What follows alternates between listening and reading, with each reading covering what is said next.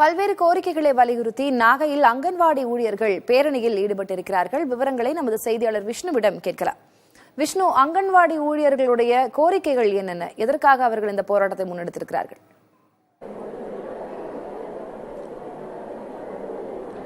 தமிழ்நாடு அங்கன்வாடி ஊழியர்கள் மற்றும் உதவியாளர் சங்கம் சார்பாக இன்று நாகையில் முதல் மாநாடு நடைபெற்று வருகிறது. பல்வேறு கோரிக்கைகளை வலியுறுத்தி அவர்கள் இன்று நாகை புதிய பேருந்து நிலையத்திலிருந்து பேரணியாக வந்து இந்த தனியார் மண்டபத்தில் தற்போது இந்த மாநாடு நடைபெற்று வருகிறது.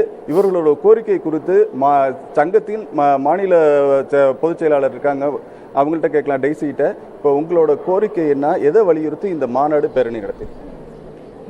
இது நாகை மாவட்டத்தின் மாவட்ட மாநாடு.